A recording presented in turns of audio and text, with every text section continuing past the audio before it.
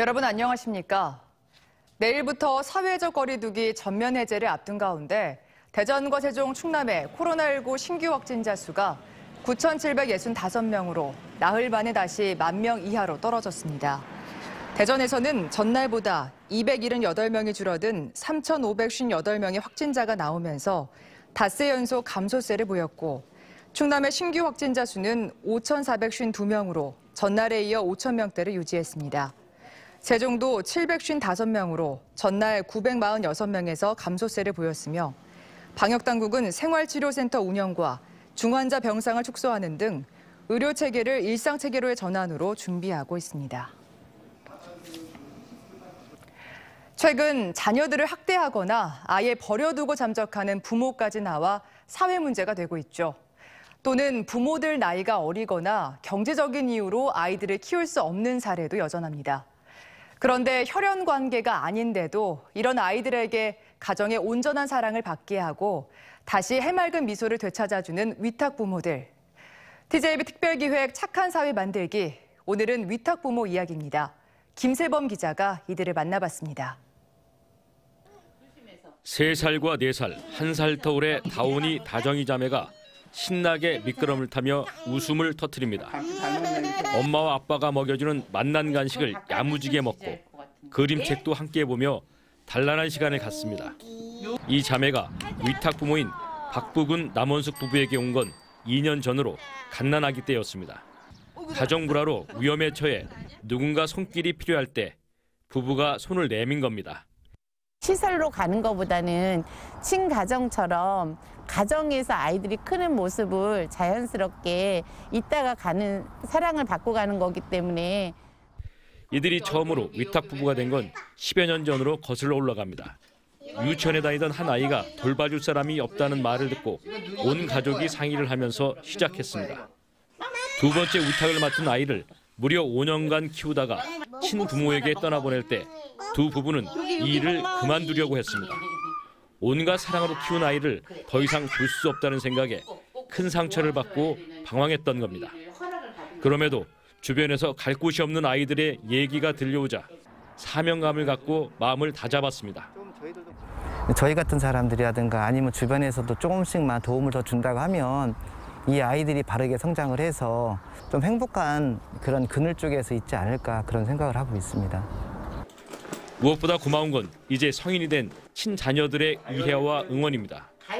부부가 어린이집을 운영하느라 자칫 아이들에게 소홀할 수도 있는데 능숙하게 오빠, 언니 역할을 척척 해내며 빈틈을 메워 지치지 않고 양육할 수 있다고 말합니다.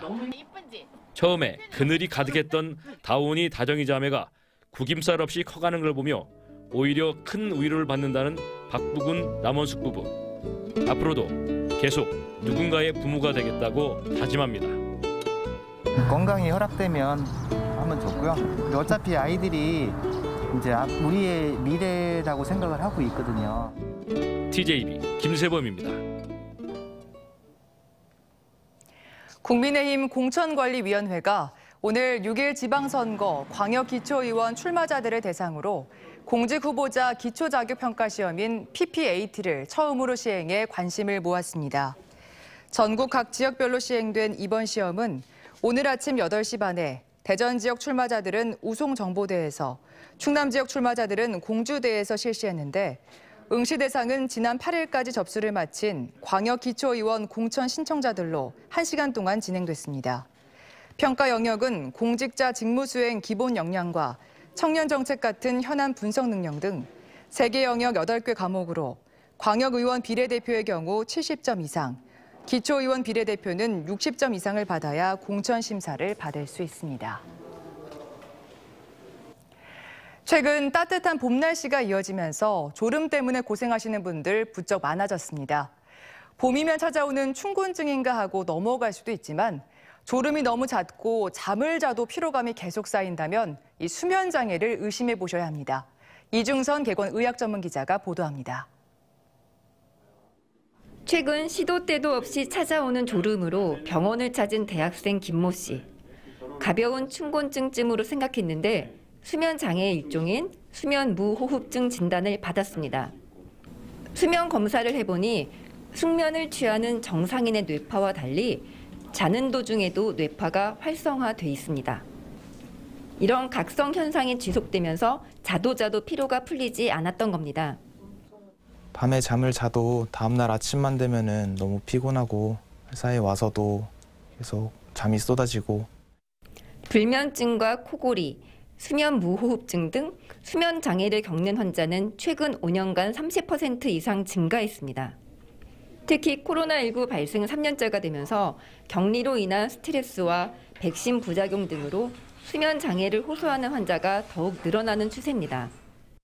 스트레스를 집안에서밖에 풀 수가 없기 때문에 집안에서 음주량이 증가한다든가 청소년들은 게임이라든가 이런 것들에 몰두하게 되면 이런 것들이 아무래도 야간 수면을 방해하는 요소가 될 수 있습니다. 수면 무호흡증은 방치할 경우 뇌에 전달해야 하는 혈액과 산소 공급량이 줄어 치매와 뇌졸중까지 유발할 수 있어 검사와 치료를 반드시 받아야 합니다. 1박 2일 병원에서 잠을 자는 수면 다원 검사가 가장 효과적입니다. 수면 중 뇌파와 근전도, 심전도 검사 등을 통해 수면 장애를 일으키는 원인과 적절한 치료법을 찾아낼 수 있습니다. 뇌파도 측정하기도 하고 심장이라든가 호흡 이런 것들을 종합적으로 측정할 수 있는 게 수면 다원 검사입니다. 그래서 이런 것을 통해서 수면 장애의 여러 가지 종류를 우리가 한꺼번에 파악할 수 있는 그런 장점이 있습니다. 수면 장애를 예방하려면 숙면을 방해하는 커피와 담배, 술은 되도록 삼가고 낮잠은 가급적 피하는 게 좋습니다. 아울러 침대에서 많이 사용하는 스마트폰의 불빛도 수면 장애를 유발하는 요소인 만큼 되도록 사용하지 말고 잠자기 2시간 전부터는 야식 섭취도 주의해야 합니다. TJB 닥터 리포트 이중선입니다. 코로나 사태로 2020년부터 중단돼 온 입합꽃과 온천이 어우러진 대전 유성온천 문화축제가 다음 달 6일 개막합니다. 사흘 동안 유성구 온천로와 계룡 스파텔 광장, 갑천변 일대에서 펼쳐지는 축제는 잠시 여기 힐링 유성이라는 주제 아래 소규모 행사들로 꾸며집니다. 특히 첫날에는 코로나19 장기화로 어려움을 겪는 지역 예술인들의 공연과 발광 다이오드를 활용한 퍼포먼스로 축제의 시작을 알립니다.